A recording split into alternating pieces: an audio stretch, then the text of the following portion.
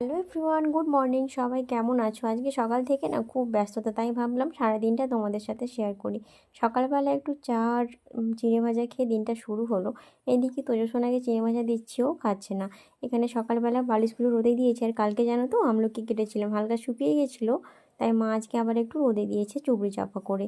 চুবড়ি চাপা করে না দিলে না সব পাখিতে এসে মুখে করে নিয়ে চলে যাবে।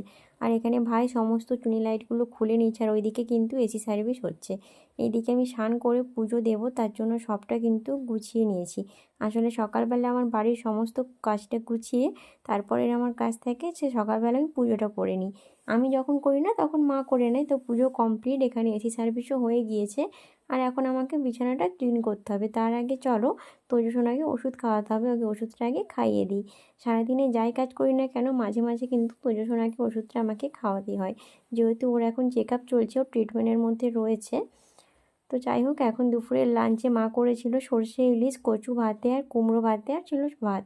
তো চলো খাওয়া দাওয়া করে নিই, করে আর বাকি কাজগুলো সেরে যে বালিশগুলো রোদে দিয়েছিলাম ওগুলো তুলে নিয়েছি। আর এখন এই যে বিছানাগুলো পরিষ্কার করেছি, বেডশিট তুলে দিয়েছি। আর এই যে এখানে সব বেডশিটগুলো নতুন করে পাতবো।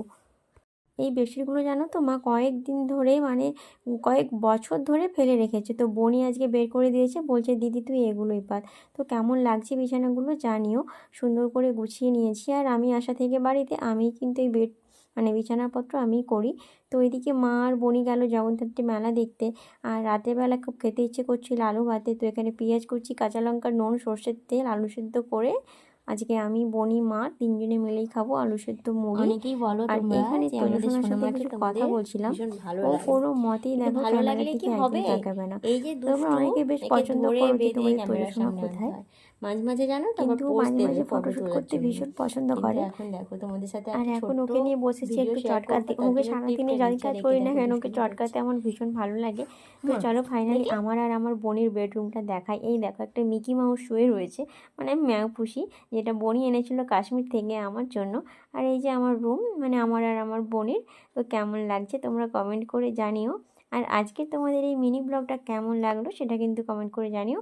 তো সবাই ভালো থেকো, সুস্থ থেকো, টাটা।